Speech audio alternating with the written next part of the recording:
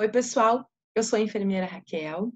Gostaria de parabenizar a todos os profissionais de enfermagem pelo seu dia, principalmente aqueles que estão na linha de frente contra o Covid-19. Eu sou professora da Escola de Enfermagem da Paz e tenho muito orgulho da profissão que escolhi. Hoje eu estou aqui para conversar com vocês sobre um assunto de extrema importância: parada cardiorrespiratória e reanimação cardiopulmonar. O que é parada cardiorrespiratória? A parada cardiorrespiratória é a interrupção súbita da atividade elétrica do coração e também parada dos movimentos respiratórios. Então, nós temos ausência de pulsação e ausência de movimento respiratório. Chamamos esse ritmo no eletrocardiograma de assistolia. Quem já estudou, lembra que aquele traçado reto no monitor se chama assistolia e se refere a uma parada cardiorrespiratória.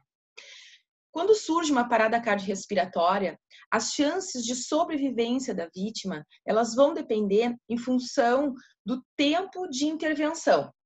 Quanto maior o tempo de demora, de resposta nessa intervenção, né, de início das manobras, menor as chances de sobrevida. Quanto mais rápido a gente instituir as manobras, quanto mais rápido a gente tiver uma resposta, né, iniciar o socorro a essa vítima, maiores as chances de sobrevida dessa vítima. Bom, quais são os fatores de risco para uma parada cardiorrespiratória? Os fatores de risco, eles estão principalmente relacionados às doenças cardiovasculares, a hipertensão, principalmente, a obesidade, né?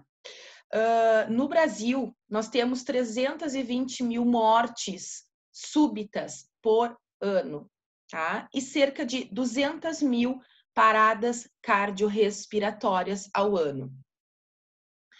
Outras causas, né, que podem levar o indivíduo a sofrer parada cardiorrespiratória são os traumas graves, os grandes queimados, o choque anafilático, o choque elétrico, que pode ocasionar tanto a parada cardiorrespiratória quanto a fibrilação, né, cardíaca do ventrículo, né, a fibrilação ventricular. Os afogamentos também, intoxicação por drogas, então a gente chama de overdoses, né? As intoxicações por drogas que podem levar a uma fibrilação, a uma parada cardiorrespiratória também. E as obstruções de vias aéreas por corpo estranho, que são os engasgos, tá? Que podem ser ocasionados por um objeto, por alimentos. Então, essas obstruções, quando a gente não consegue desengasgar a pessoa a tempo, né, antes que ela sofra uma parada respiratória, essa condição ela evolui para uma parada cardiorrespiratória. Bom, na unidade hospitalar, quando essa parada ocorre na unidade hospitalar, nós temos todo um recurso, né? Nós temos o recurso humano treinado, pessoas treinadas, então, da área da saúde, técnicos de enfermagem, enfermeiros e médicos, além do suporte medicamentoso, dos equipamentos. Então, nós temos cardioversores, nós temos as drogas para serem infundidas endovenosas, né? Nós temos como entubar um paciente, né? Conseguir uma via aérea avançada nesse paciente. Só que a maioria das paradas cardiorrespiratórias, elas acontecem no ambiente extra-hospitalar. Então, geralmente, em condições que não se tem recurso próximo. O socorro, a chance de sobrevida dessa vítima vai depender de quem presenciou a parada, da capacidade desta pessoa de agir, de iniciar as manobras de reanimação e a capacidade dessa pessoa de ligar corretamente para o socorro. Isso é muito importante. Temos alguns dados, tá? De acordo com a Associação Americana do Coração, a American Heart Association, uma vítima que sofre parada cardiorrespiratória, se ela não recebe as manobras de reanimação e esse tempo se estende por mais de 10 minutos até a chegada de um socorro, As chances de sobrevida desta vítima variam entre 0 e 2%. Agora, se esta vítima sofre uma parada cardiorrespiratória, se tem uma RCP precoce, se tem alguém treinado que consiga iniciar essa reanimação, porém, sem um equipamento chamado desfibrilador, somente manobra de reanimação, as chances de sobrevida, elas já aumentam, elas passam de 2 a 8%. Então, elas passam de 0 a 2 para 8%, né? As chances de sobrevida. Agora, se nós temos uma vítima em parada e nós conseguimos iniciar uma RCP precocemente e nós temos à nossa disposição um desfibrilador automático que se chama DEA e nós utilizamos esse DEA, as chances de sobrevida dessa vítima aumentam em 20%. Se eu tiver uma RCP precoce, um desfibrilador e conseguir iniciar essas manobras em menos de 4 minutos do início súbito da parada, as chances passam a 30%, as chances de sobrevida. Esse conjunto de manobras, ele é chamado de SBV, Suporte Básico de Vida. Conjunto de procedimentos e manobras padronizados no intuito de reverter a parada cardiorrespiratória. Estudos já comprovam que se o choque do desfibrilador, em caso de fibrilação, tá? Eu estou falando de parada e também estou falando de fibrilação junto, certo? Em caso de fibrilação, o uso do DEA precoce, se esse choque for dado, ministrado entre o segundo e terceiro minutos de fibrilação, tá? De identificação da fibrilação, as chances de sobrevida aumentam em 70%. Então, pessoal, o que a gente está dizendo aqui, o que a gente está conversando com vocês, é que se a gente conseguir identificar corretamente uma parada cardiorrespiratória, iniciar as manobras de reanimação até a chegada do socorro especializado, a gente aumenta as chances desta vítima sobreviver. Certo? Bom, vamos conversar um pouquinho então. Como reconhecer essa parada cardiorrespiratória? Vamos lá. Nós usamos um mnemônico chamado CAB, quando nós tratamos de situações de mal súbito, situações clínicas, não trauma. Esse CAB, esse mnemônico, nos ajuda a seguir um roteiro para que a gente consiga identificar corretamente uma parada cardiorrespiratória. Primeira coisa que nós devemos fazer quando a gente chega, né, para avaliar essa vítima é prestar atenção na nossa segurança sempre, né? Quem vai socorrer deve sempre estar seguro. Então, se é uma vítima que cai desfalecida, inconsciente, no meio de uma via pública, primeira coisa que eu tenho, primeira providência que eu tenho a tomar é me certificar que eu vou estar segura, que eu não vou ser atropelada, né? Então, pedir para alguém sinalizar a via para eu poder abordar, para eu poder chegar nessa vítima. Chegando ao lado da vítima, é importante, não sendo trauma, a gente pode tocar nessa vítima tranquilamente, tá? Movimentar a coluna, não tem problema nenhum. Chegar ao lado da vítima e abordá-la. Eu preciso saber se ela está responsiva ou não. Então, eu vou tocar a vítima e vou estimulá-la verbalmente, eu vou chamar. Então, geralmente se usa o toque nos ombros. Senhor, senhora, consegue me ouvir? Posso lhe ajudar? Em crianças, se usa a mesma abordagem do toque nos ombros. Em bebês que não falam, que não são responsivos como o adulto, a estimulação, ela não é no ombro, ela é realizada na planta dos pezinhos, tá? A gente estimula a plantinha do pé para ver se o bebê vai apresentar alguma reação. Então, o adulto ou uma criança, né, já maiorzinha, nós vamos estimular pelos ombros, então nós vamos fazer o estímulo do toque e o estímulo verbal. Nós vamos chamar essa pessoa para ver se ela reage de alguma forma. Para estar em parada cardiorrespiratória, essa vítima deve estar inconsciente, ok? Inconsciência quer dizer que ela está irresponsiva. Então, ela não pode estar se mexendo, ela não pode estar falando com vocês se ela estiver em parada cardiorrespiratória. Nós acompanhamos muito, né, na mídia, divulgação de vídeos, né, de RCP realizados de maneira errônea. Então, por profissionais que não são da área da saúde e, às vezes, infelizmente, por profissionais da área da saúde. Então, saber identificar uma parada cardiorrespiratória é muito importante. Então, o primeiro passo é testar a consciência dessa vítima. O segundo passo, agora a gente vai fazer o CAB, que é o mnemônico. O C, ele se refere à circulação. Como é que eu vou testar a circulação? Como é que eu vou saber se o coração dessa vítima está batendo? O que eu vou fazer? A gente utiliza, tá, os 2 dedinhos e coloca na região das carótidas, pulso carotídeo. E a gente vai tentar sentir a pulsação desta vítima. É importante que em parada cardiorrespiratória a gente não utilize a pulsação mais periférica. Então, por exemplo, o pulso radial, esse do pulso, ele é muito periférico. Então, a gente tem maior dificuldade para encontrá-lo em caso de parada cardiorrespiratória. Então, o melhor a se fazer é achar o pulso, então, carotídeo, tá? Então, palpamos o pulso carotídeo. Não se perde muito tempo, tá? Então, em torno de 10 segundos para avaliação de pulso é necessário e é o tempo máximo que eu posso, né, perder tentando avaliar esta vítima, certo? Porque eu tenho que entender que se ela realmente estiver em parada, quanto mais tempo eu demoro para iniciar as compressões, menores as chances dela sobreviver. Então, eu tenho que ser rápido na minha avaliação.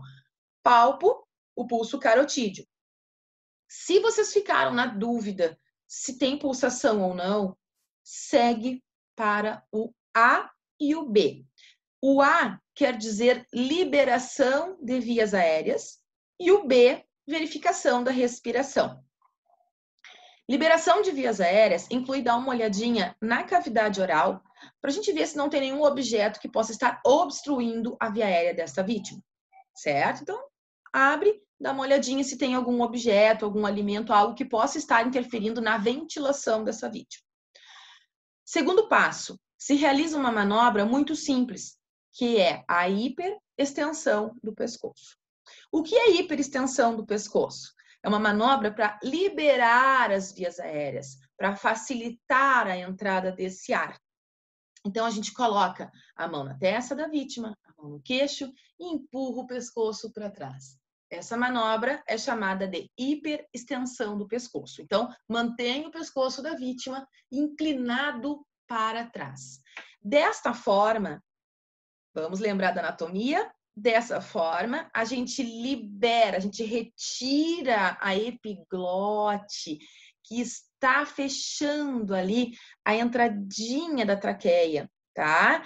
A língua empurra a epiglote e acaba fechando a entrada da traqueia, a passagem do ar fica obstruída. Nós queremos uma via pérvia, nós queremos uma via livre. Então, para retirar esta língua que está relaxada sobre a epiglote, nós realizamos a manobra de hiperextensão do pescoço, colocar o pescoço para trás. Desta forma, nós estamos retraindo a língua, retirando ela de cima da epiglote e liberando a via aérea desta vítima. O próximo passo é observar se ela respira, é observar se há presença de movimento respiratório. Como é que eu vou fazer isso? Como é que você vai fazer isso? Simples, observando o movimento torácico. Quando nós insuflamos o pulmão, né, nós temos este movimento da região torácica.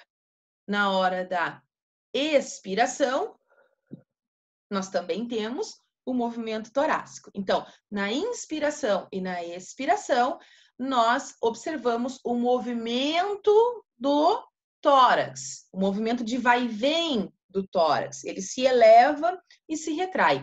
É isso que nós temos que observar.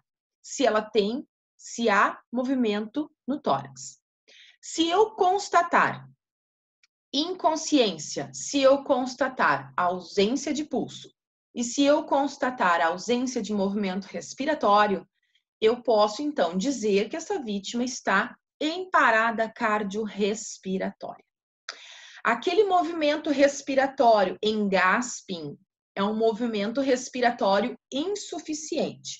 O gasping é uma respiração dificultosa, onde o paciente não consegue ventilar adequadamente. Então, é necessário que vocês acionem o socorro de imediato. Ele não está em parada cardíaca, mas ele, consequentemente, vai evoluir para tal, certo?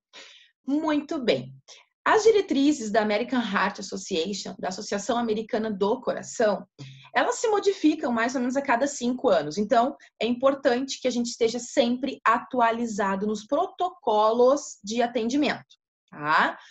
Então, a atualização desse protocolo, né, uma das últimas atualizações, colocou para nós uma corrente da sobrevida.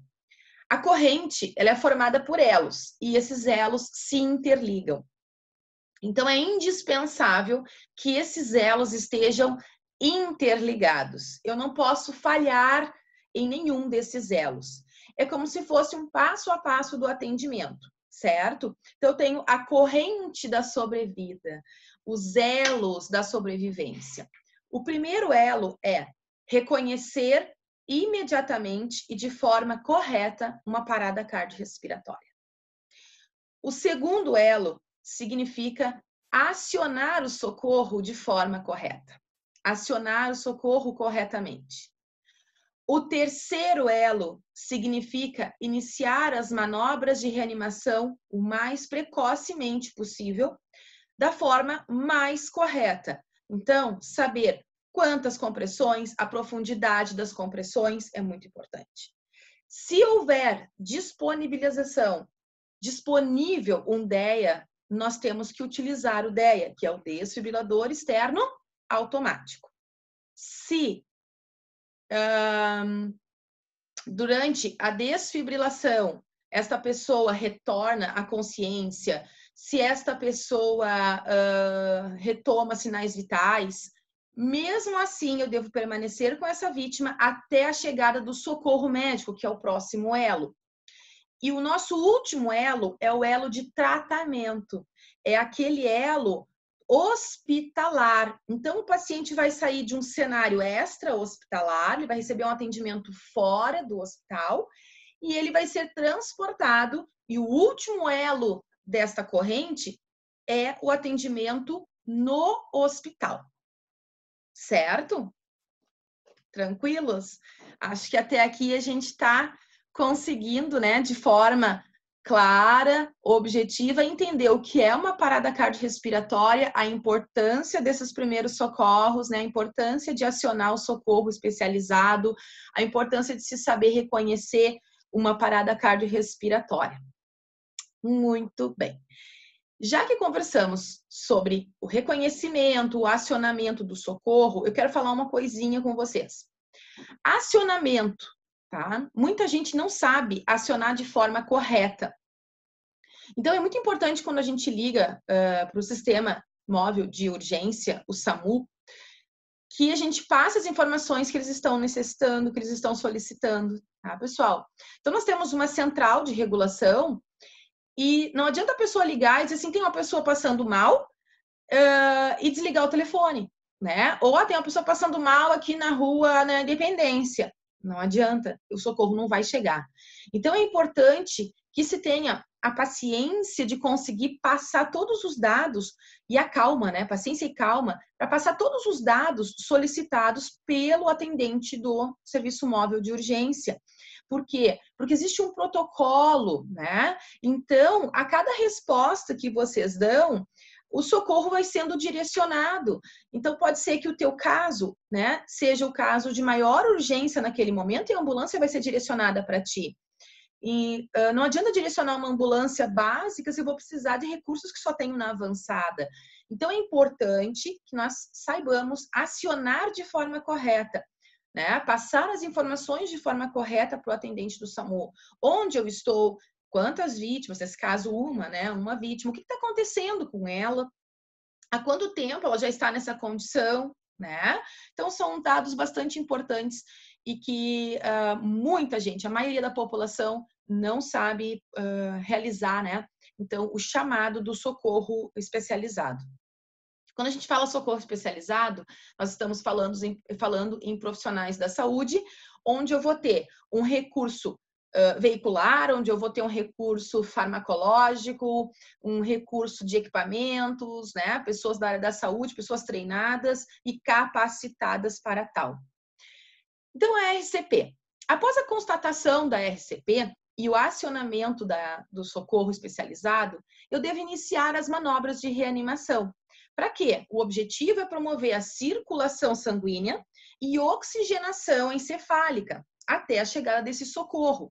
Eu preciso fazer com que esse sangue circule com oxigênio para oxigenar as nossas células, os nossos órgãos, os nossos sistemas, principalmente o sistema neurológico, o nosso encéfalo, para que não haja sequelas ou morte encefálica, certo?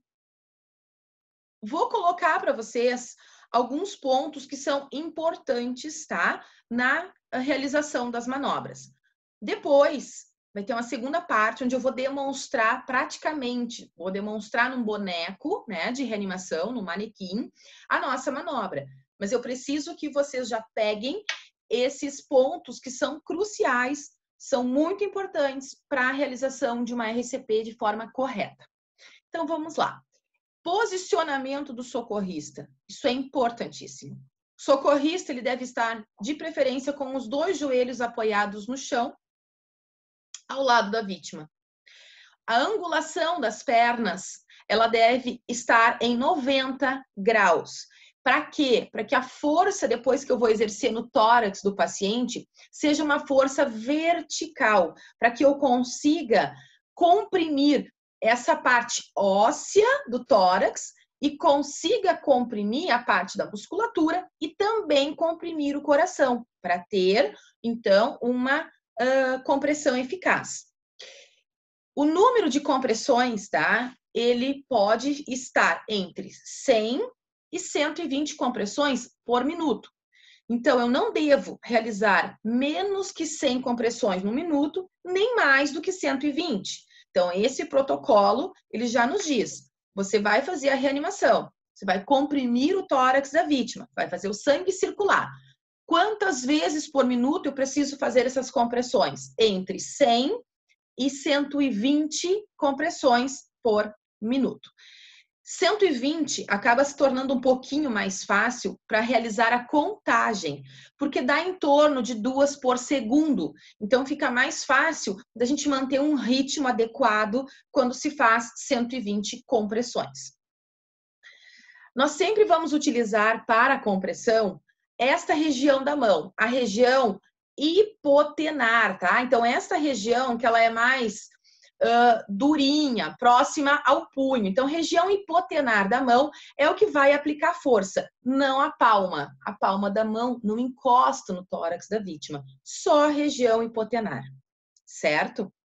As compressões, elas devem ter 5 centímetros de profundidade. Eu não posso ter uma compressão com menos de 5 centímetros. Ela não vai ser eficaz. Eu estou falando no adulto, tá? 5 centímetros de compressão, de profundidade, desculpe.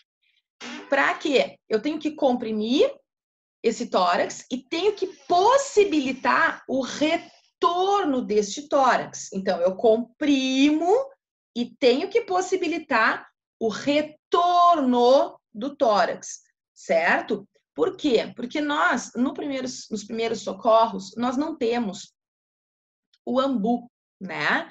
Que é aquele equipamento que se usa para ventilar, certo? Que é o bolsa-válvula-máscara. Nós não temos. Então, pessoal, como o boca a boca, ele não está mais indicado, a ventilação boca a boca, ela não é mais indicada, e nós não temos um dispositivo para ventilação, o ideal é que se faça somente as compressões torácicas.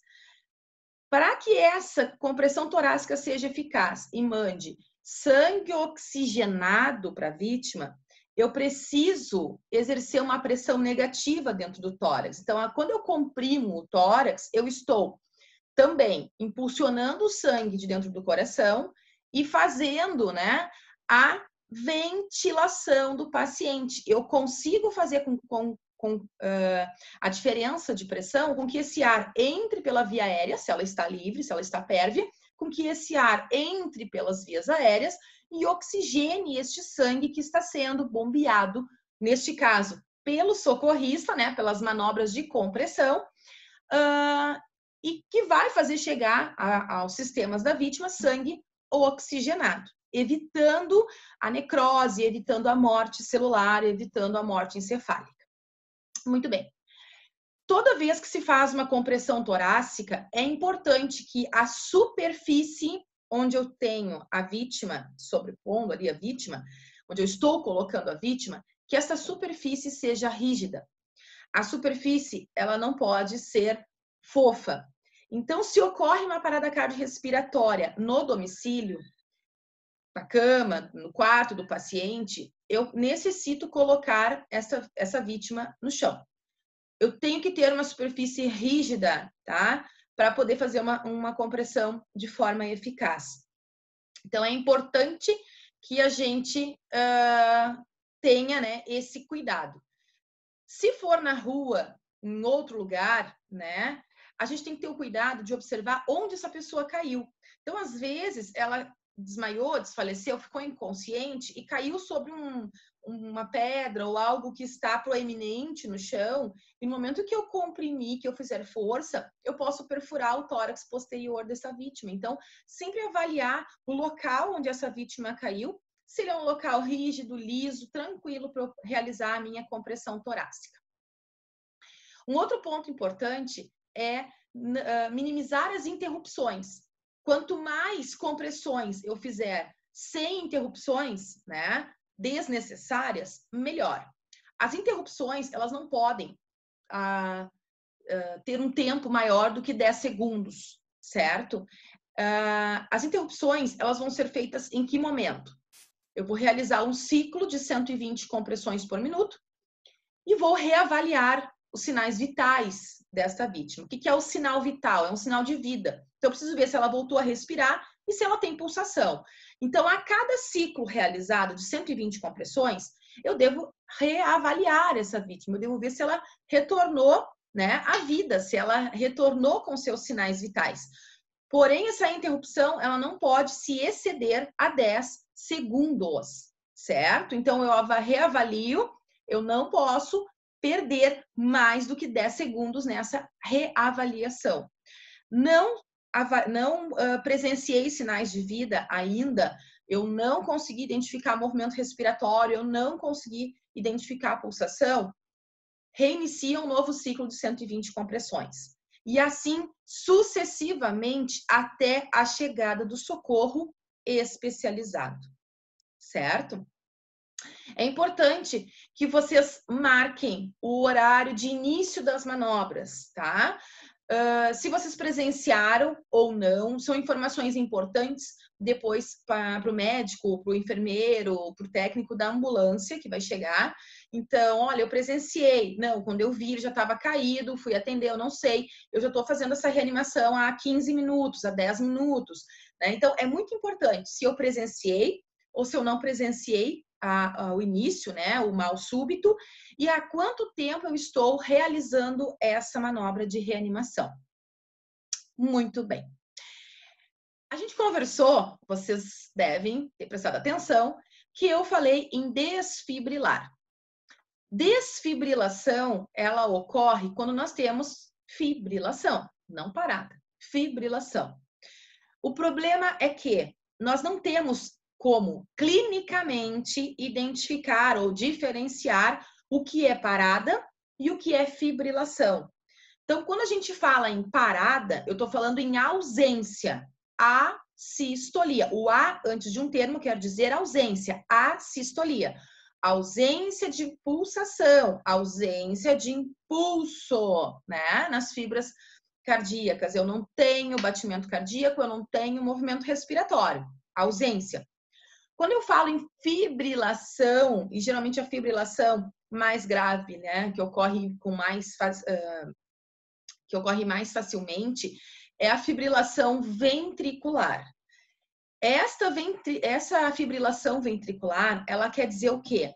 Uma desordem, tá, na contração das fibras musculares. Então, o coração geralmente tem um ritmo, né, de sístole e diástole. Quando ele perde esse ritmo, a gente diz que ele está com uma arritmia. E uma das arritmias cardíacas que a gente constata e que é grave, que se não revertida leva o paciente a óbito, é a fibrilação ventricular. Quando o coração, então, ele entra num desajuste dessas contrações das fibras do miocárdio. Então, o miocárdio ele não consegue contrair de forma eficaz. Ele entra num estado como se fosse um tremor. Então, o ventrículo ele fica tremulando ao invés de realizar uma contração eficaz para bombear sangue oxigenado para os nossos sistemas. Essa fibrilação, ela não reverte com a massagem, com a compressão cardíaca, tá? Esse termo massagem a gente não utiliza, tá? Eu só coloquei para associar a vocês que massagem é compressão cardíaca, certo? Então, quando eu tenho fibrilação, eu não posso utilizar a compressão cardíaca para reverter a fibrilação. O único tratamento que vai reverter fibrilação são drogas endovenosas e o desfibrilador. No caso, desfibrilador automático, ele foi desenvolvido para leigos, pessoas que não são da área da saúde. Ele é totalmente seguro, ele é fácil de ser instalado. Em qualquer lugar público, com um grande número de circulação de pessoas, né, existe uma lei que deve ter, né, deve haver um ou mais desfibriladores. Então, essa ideia, quando a gente começa a fazer uma reanimação, a gente já solicita para alguém, diz assim, ó, por exemplo, um shopping, né? Tem ideia? Traga ele para mim, por favor, né? Solicita essa ideia. Quando ele chegar para vocês, ele vai ter 2 adesivos, tá? Que são conectados num cabo no aparelho, por um cabo no aparelho. É muito simples. Você só tem ali, né, 2 botõezinhos. Um botãozinho de ligar e desligar, né, que é o on e off. Então, vocês vão ligar o aparelho. Ele vai falar com vocês. O desfibrilador automático, ele fala, tá? Então, ele é programado. Então, ele vai dizer para vocês: conecte os eletrodos ao tórax desnudo do paciente. Então, ele está te dizendo, tira, né, a blusa, a roupa ali do paciente e coloca os eletrodos. Esses eletrodos, eles são adesivos. Na pá, que a gente chama, ou no eletrodo, ele vem desenhado onde eu devo colocar, tá? Onde eu devo colá-lo. Então, vamos lá. Geralmente, tá? Vem desenhado do lado direito, nós vamos colocar o eletrodo abaixo da linha clavicular. Do lado esquerdo, nós vamos colar o eletrodo abaixo da linha da mama, tá? Tá desenhadinho, é só olhar o desenho e colar.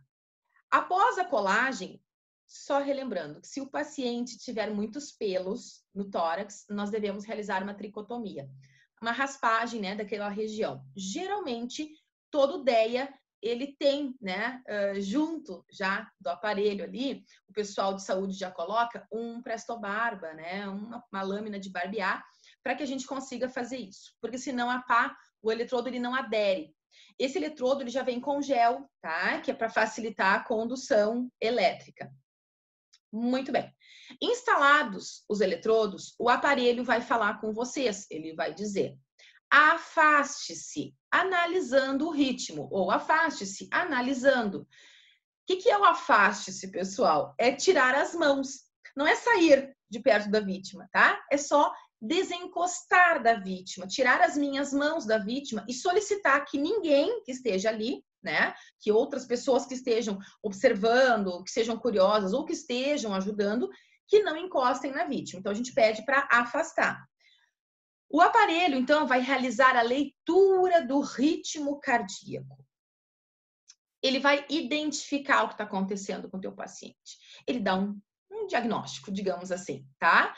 Então, se ele te disser, inicie manobras de reanimação, ele está te dizendo que o paciente está em assistolia, que esse paciente está em parada cardiorrespiratória e que eu devo iniciar as compressões, que são compressões com profundidade de 5 centímetros, com frequência entre 100 e 120 compressões por minuto, tá? Realizadas com a região hipotenar das mãos. Se o aparelho te disser choque indicado, carregando, ele está dizendo que a vítima ela está fibrilando e que ele já está carregando em torno, tá? O aparelho bifásico, ele carrega em torno de 200 joules, tá? A força que se usa, ela não é elétrica, como muita gente pensa, choque, né? A gente fala de choque, as pessoas pensam em choque elétrico, não é joule, é como se fosse força, tá? Como se fosse um impacto no coração. Então, pessoal, esse aparelho carrega em torno de 200 joules, que é a força, a intensidade desse aparelho, e quando ele estiver carregado, ele vai te avisar. Ele vai dizer, aperte o botão de choque piscando agora.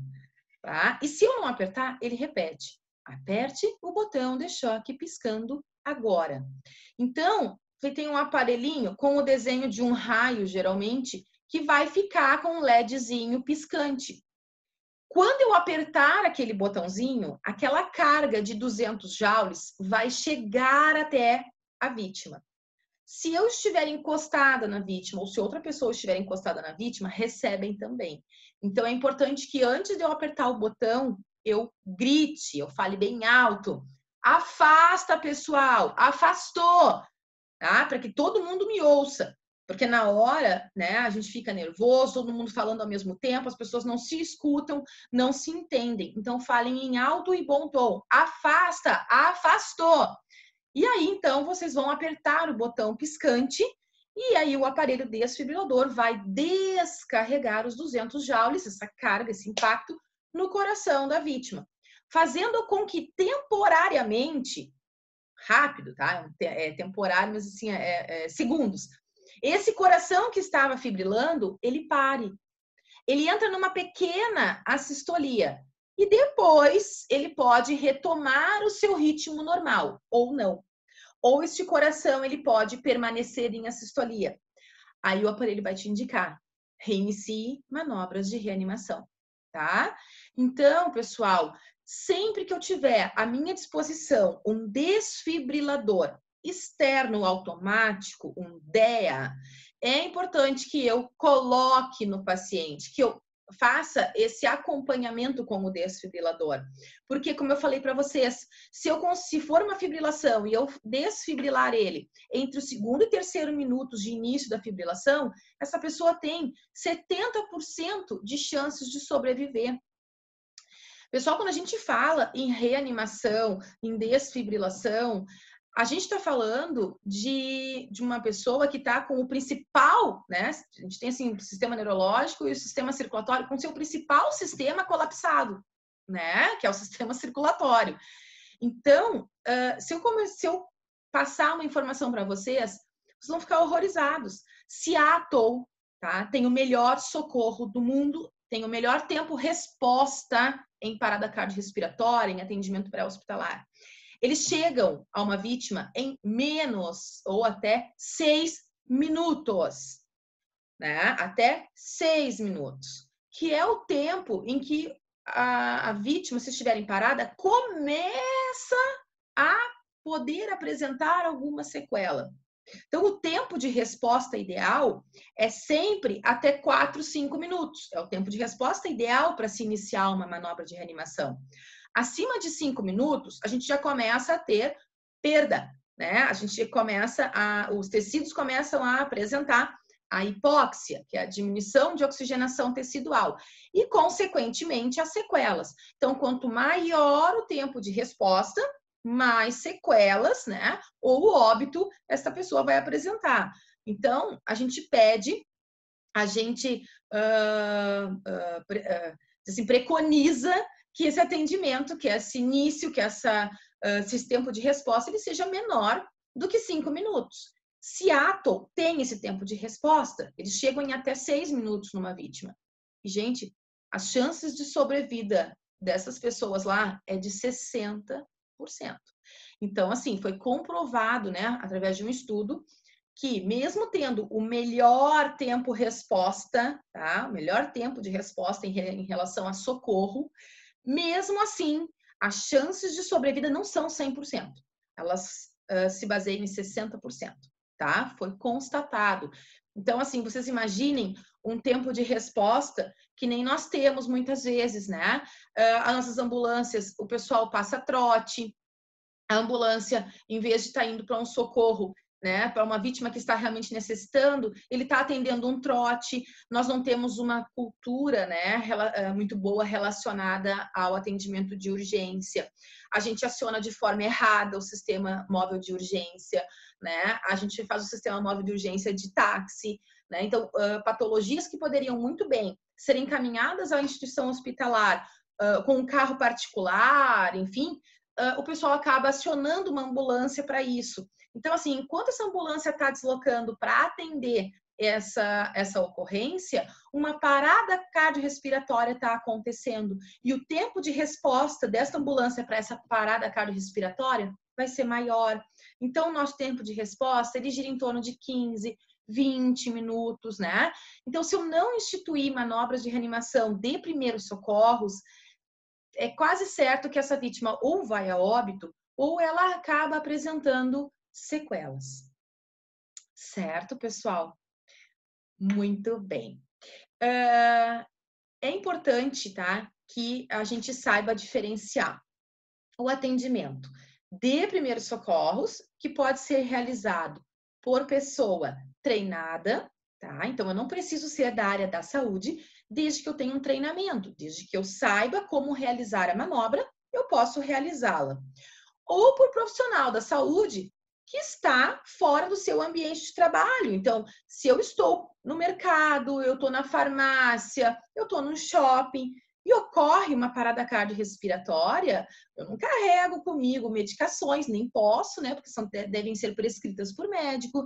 Eu não carrego, né? Um AMBU, que é um sistema de ventilação, eu não carrego isso na minha bolsa. Então, pessoal, o atendimento de primeiros socorros, ele tanto pode ser prestado por uma pessoa da área da saúde, para iniciar essas manobras, tanto quanto um leigo, que é uma pessoa que não é da área da saúde, mas que possui treinamento, que possui uma capacitação, tá? Por isso é tão importante fazer esses cursos de primeiros socorros, né?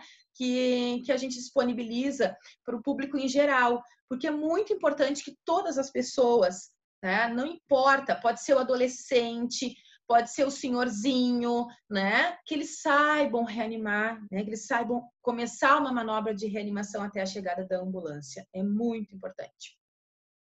E aí a gente tem que também colocar para vocês, não posso deixar de colocar, que o enfermeiro, o técnico de enfermagem, ele também pode estar onde? Na ambulância, né?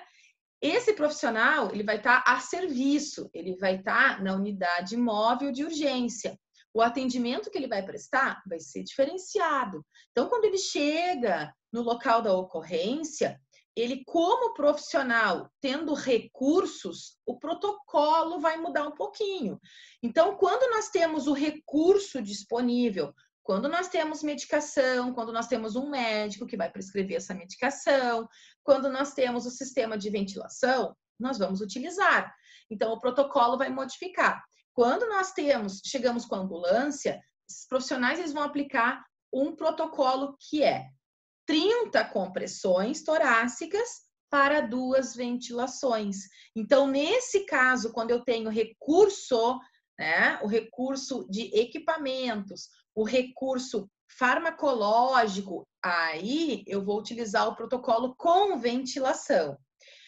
30 compressões para 2 ventilações. Então, nós vamos repetir 5 ciclos. 30 compressões, 2 ventilações. 30 compressões, 2 ventilações. 30 compressões, 2 ventilações. 30 compressões, 2 ventilações. 30 compressões, 2 ventilações. Eu vou repetir 5 ciclos. E aí eu paro. e reavalio essa vítima. Caso haja necessidade de uma via aérea definitiva, tá? Uma via aérea avançada, então o médico, tá, da ambulância, ele pode realizar um procedimento chamado intubação. Ele vai usar um tubo orotraqueal, onde eu vou ter uma via aérea pérvia, né? Uma via aérea avançada. Esse tubo, inicialmente, ele vai ser ligado ao AMBU, né? Que é o nosso sistema bolsa, válvula, máscara, tá? Com reservatório. Geralmente a gente utiliza com reservatório. Então, ele vai ser ligado ao ventilador manual, tá? Que muita gente conhece como ventilador manual ou pela marca AMBU. Essas ventilações, elas vão ser feitas de que forma? Então, se eu não estou com via aérea avançada, o paciente não está entubado, nós vamos proceder o protocolo de 30 compressões para 2 ventilações realizadas com o AMBU, com o equipamento, então, dispositivo bolsa, válvula, máscara. Se eu tenho já uma via aérea avançada, então se o médico realizou a intubação desse paciente, certo? A gente vai fazer compressões ininterruptas, eu não paro as compressões, e a cada 6 segundos se realiza uma ventilação. Esse AMBU, esse dispositivo, ele pode estar ligado ao oxigênio. A prescrição de litros de oxigênio é feita pelo médico, certo? O médico que está com a gente. Algumas drogas, elas são rotineiramente utilizadas, tá? Como a adrenalina, a miodarona, que são drogas administradas por via endovenosa. A adrenalina, ela pode ser administrada, na verdade, endovenosa, intraóssea e também pelo tubo, tá? A mais frequente é a endovenosa, é a mais fácil, né? É um acesso que a gente tem que a gente adquire com maior facilidade no paciente. Então, geralmente, a utilização da via é a via endovenosa. Então, nós podemos administrar a adrenalina, a miodarona, conforme o médico for prescrevendo, tá? Então, vamos lá. Em parada cardiorrespiratória, geralmente a adrenalina é mais utilizada. A adrenalina em adultos é utilizada geralmente a ampolinha pura e em crianças a gente dilui uma ampolinha para 9 ml de água destilada e vai dar a dosagem que o médico prescrever, tá? Vai administrar a dosagem prescrita. Nos ritmos chocáveis, então a fibrilação, que é um ritmo chocável, onde a gente vai fazer desfibrilação, né? Vai usar o DEA, vai usar o cardioversor, que a gente tem na ambulância um cardioversor. Nesses ritmos chocáveis, geralmente é utilizado a adrenalina, o choque e a miodarona, tá? A miodarona é um antiarrítmico, serve para colocar ritmo de novo aí no coração, tá? Então, a adrenalina, ela é uma droga que vai fazer vasoconstrição, tá? Diminui o calibre do vaso. Ela aumenta, né, o enchimento coronariano, ela aumenta a perfusão cerebral. Se ela aumenta a perfusão cerebral, ela aumenta a oxigenação cerebral encefálica, né, reduzindo as chances de morte encefálica. Quando nós estamos monitorando o nosso paciente dentro da ambulância, é importante que a gente preste atenção no monitor, tá? Porque esse monitor, ele tem que nos dar, então, se a gente reverteu a parada, ele tem que nos dar, então, o traçado, certo? O traçado eletrocardiográfico desse paciente. Às vezes, ocorre o traçado linha reta e esse paciente está fibrilando e pode nos causar uma confusão.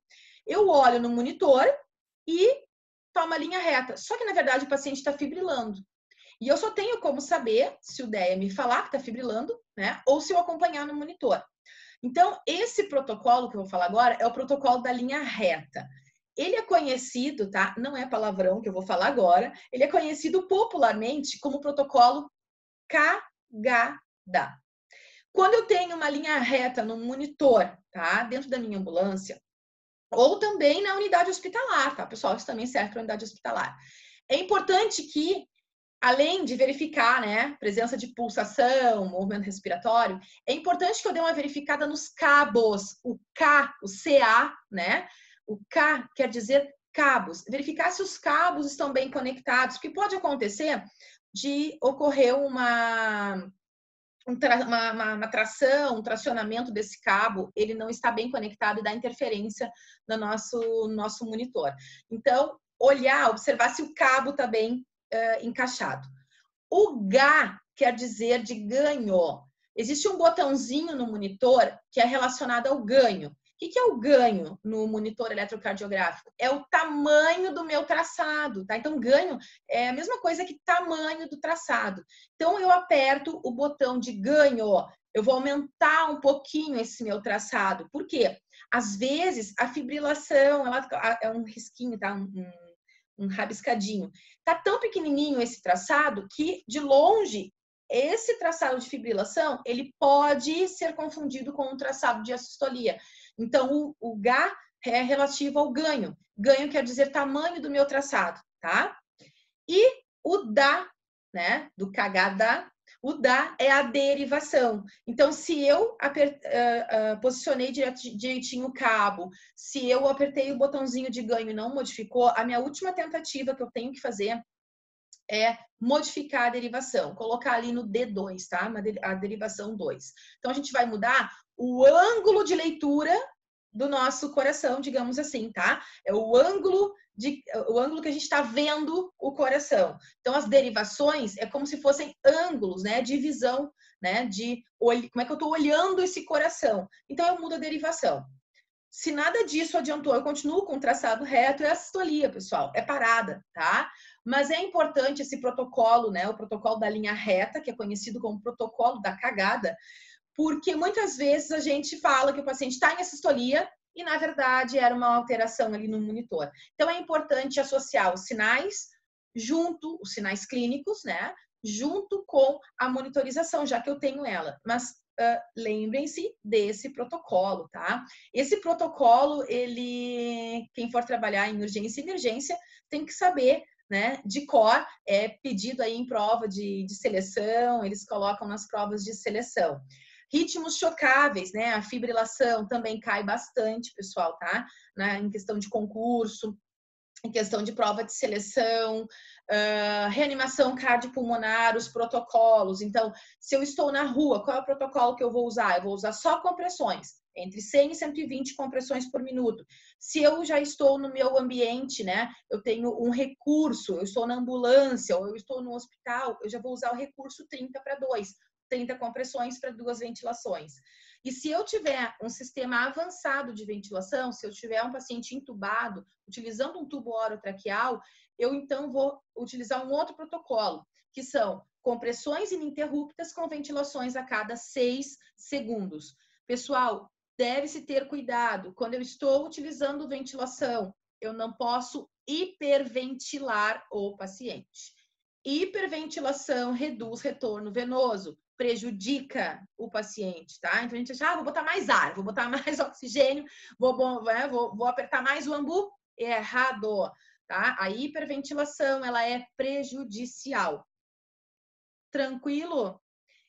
Queridos, a parte teórica que a gente deveria ver, que eu acho que era importante para a gente conversar um pouquinho antes da gente fazer a prática, de eu demonstrar na prática, era essa. São bastante detalhes, né? São coisinhas que a gente tem que prestar atenção na hora da reanimação, né? Então, volto a falar, posicionamento das mãos, a profundidade, o ritmo, o meu posicionamento frente à vítima, né? Para fazer uma boa compressão, uma compressão de forma eficaz, é muito importante, tá?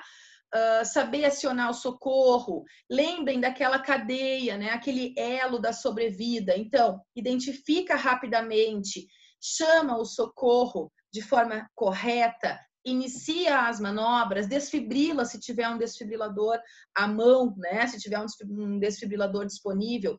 Chegando à ambulância, essa pessoa vai receber o recurso, vai receber o tratamento mais avançado e vai ser encaminhada para uma instituição hospitalar, tá? Onde ela vai ter o tratamento definitivo, ela vai receber o tratamento definitivo.